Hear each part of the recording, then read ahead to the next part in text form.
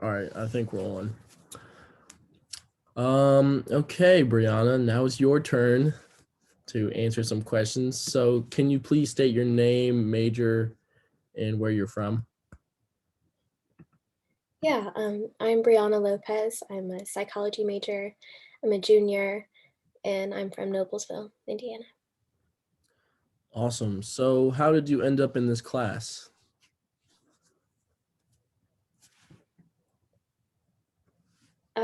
Last semester I took honors 189 with Dr. Bartlett, and I really enjoyed that class. So I just thought it would be natural to take the next one in the sequence, which is this one.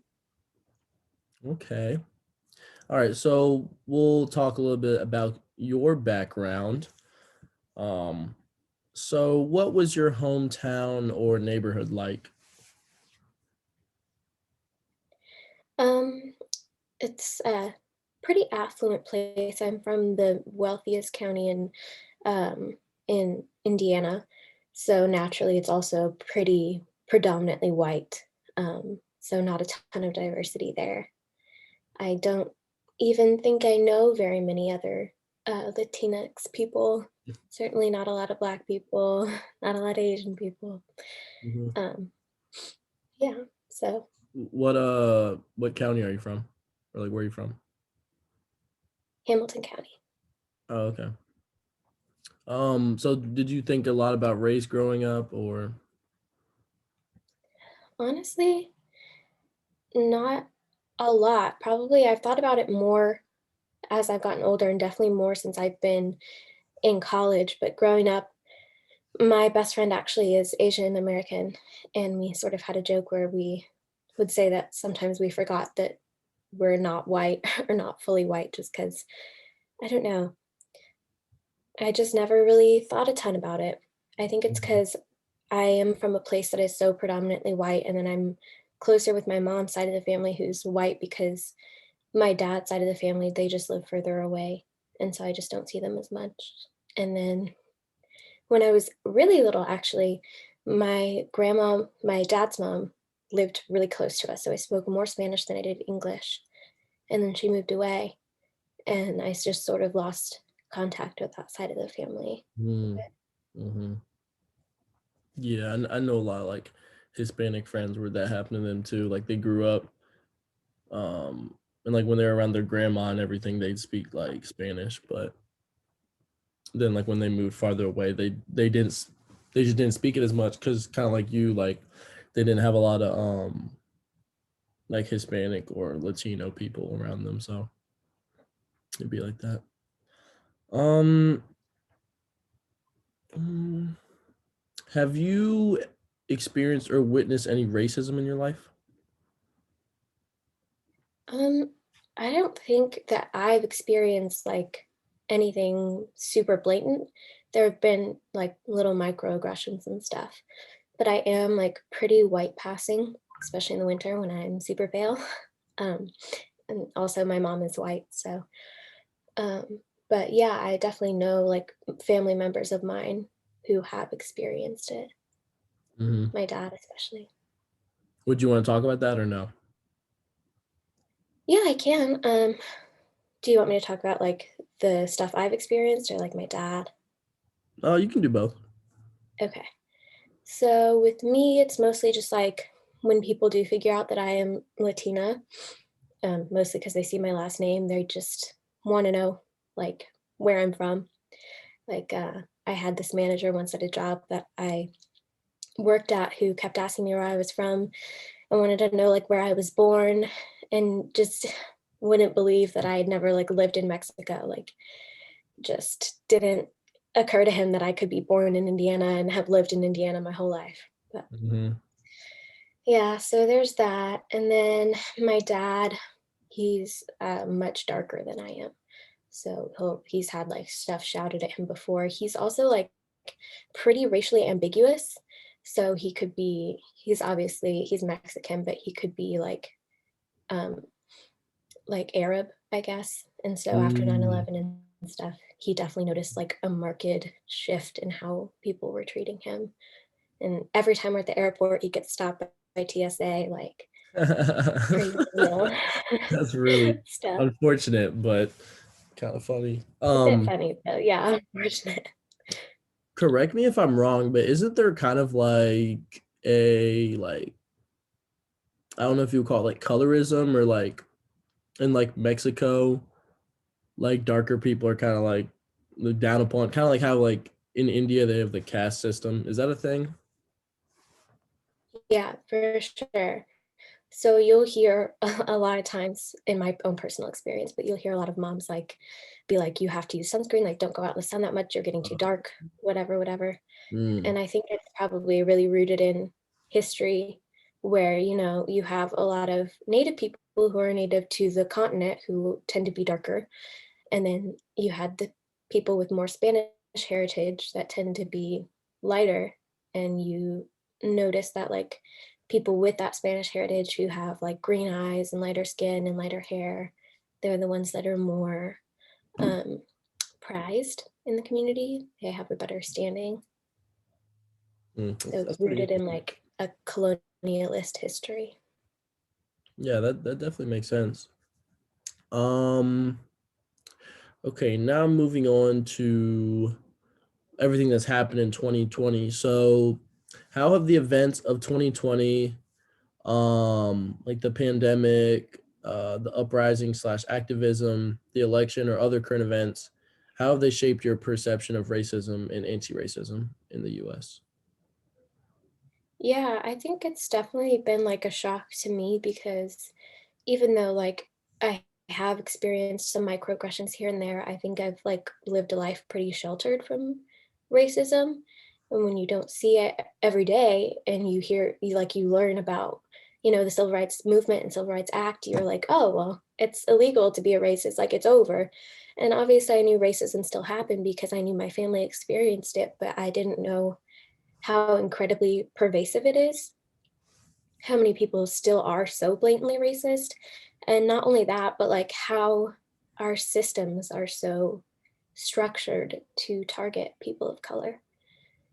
So that's been a shock. And it's also been a bit disheartening to see all the like negative responses to like the Black Lives Matter movement and all of that. Like you'd think we would be in agreement that that working towards racial equality is a priority, but Mm-hmm. it just hasn't been that positive.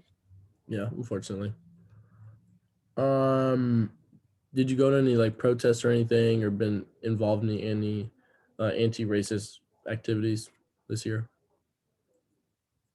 I did. Over the summer, I went to some Black Lives Matter protests in and around my county. So I went to one in Westfield, went to one in Carmel, and I'm trying to like focus on where I spend my money. Like I want to support more Black owned businesses for sure. Oh, So that's I've tried to make an effort to do that. I respect that. My sister went to a like protest because, like I said, I live in downtown Indy, and she went to one downtown. She got tear gassed, actually. Yeah. So, Yeah. um, My parents didn't want me to go to the protest downtown. I wanted to go, but they're like, yeah, that's not I safe. this is kind of off topic, but I like how I was saying like in the last interview, like the whole Black Lives Matter thing revealed like parts of my friends that I didn't know. Like I was talking to my one friend, and she was like, "Don't go to the protests," or she was like everyone's rioting, like it's not safe, like blah blah blah. I'm like bro, just because you see a couple people rioting on Fox News, like literally there was no riots, like so I just think that's kind of like weird. Yeah. Um, so do you think Ball State does a good job creating a culture of belonging? I think that there are definitely faculty and students who are pushing for that. You know, you see faculty like Dr. Bartlett who are leading the way for like more inclusive classes and programs and spaces for students to really express their issues. You see a lot of faculty at the Multicultural Center who are making that a priority, and I'm really glad that they're putting the new Multicultural Center like smack dab in the middle of campus because the old building was literally like basically off campus. It was Yeah. so far away. um, so yeah, in some respects I do. I think it's getting better, but then in some respects, I feel like we're still trying to respond to racism rather than prevent it. Like you saw that professor who called the cops on that Black student in class, and you saw a lot of response like against it, but it's like, what measures are we taking to prevent that from happening again? Like, Mm-hmm. so It's like you got to be I think we proactive, have not a way to go. reactive. Yeah, no, definitely. Yeah. I agree. So, what has this course meant for you personally? Um, hmm. That's a tricky one. I just think it's meant that I have a lot of learning still to do. Um, at least just learning about the issues themselves has been great because now I feel like I have a greater wealth of knowledge to use if I'm ever having a discussion about race with someone, and I'd like to continue that education.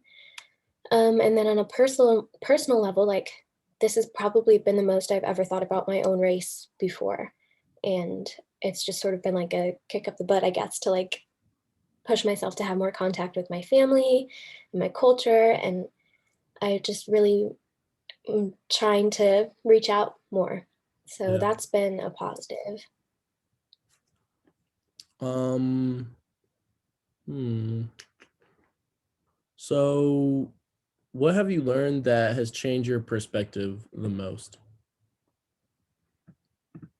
Um, I guess it's just been the most surprising for me to learn how like deeply ingrained into our systems racism is. Like it just feels like there are so many mechanisms that work together to keep communities of color in like a marginalized place. Like you learn about how interconnected like the prison system is with the child protective services system and like how it all works together to kind of target minorities, and it's all historically based too, like with the housing segregation that has been happening, like that still leads to segregation today. It leads to people of color not being able to accumulate as much wealth because they don't have that intergenerational wealth to sort of back them and support them like white people do. So that's been eye-opening and shocking and like somewhat disheartening because like how do you fix that? It's like a massive overhaul of our systems. But I think the more that people are aware of this, the more that we can use our vote and use our voice to like change these systems. I agree. That's actually a really good point. Like it's crazy. Like even I didn't realize how like ingrained racism was in America. Um.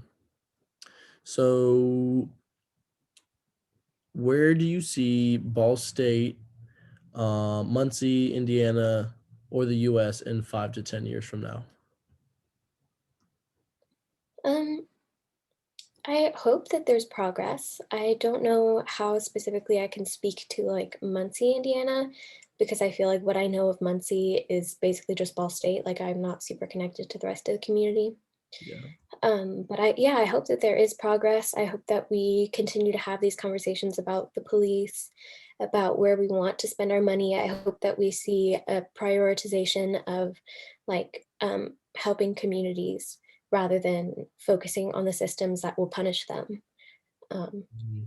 I feel like there's a lot of focus on like punishing people because they're poor, but and like focusing on punishment rather than on building them up and getting them to a place where they don't have to worry about the things that they have to worry about.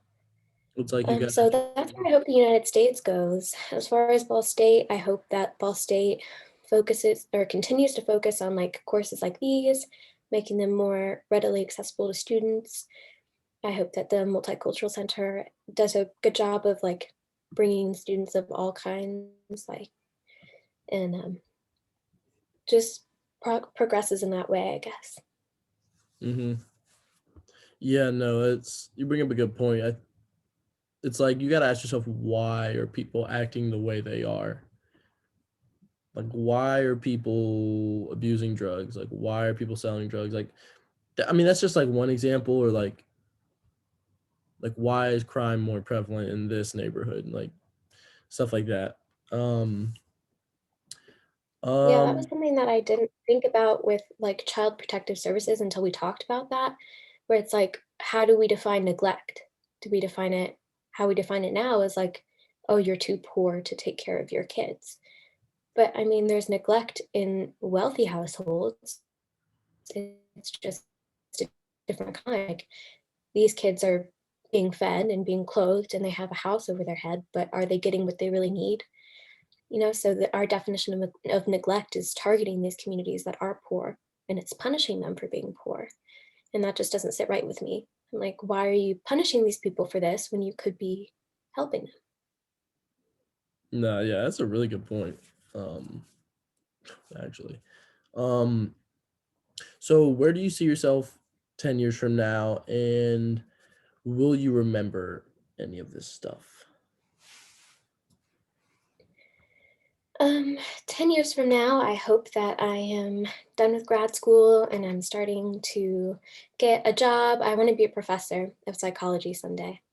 Really? And actually, yeah, I want to research areas like this. So I would love to do my thesis now, my undergraduate thesis on the effectiveness of a class like this, and to see what sort of improvements people have in like reducing their implicit bias levels from the start of the class to the end of the class. And I want to just keep doing research in the future on prejudice, on discrimination, um, not only like racial prejudice, but with gender, with sexual orientation, all of that. And so I hope that I can make some small difference in that way with research. And I hope I remember what I learned from this class. And I hope I take it forward in my life and remember to always be cognizant of how to be anti racist. Hmm. That's awesome. Wow. That's actually a really good goal. Trying to think if I have any more questions. Well, I think that's all for now. This has been Vincent Hatch coming at you live from Indianapolis, December 6th, 2020. The worst year of our lives so far. I'd like to thank you for your time, and I will now stop the recording, I guess. All right, sweet. All right, let me.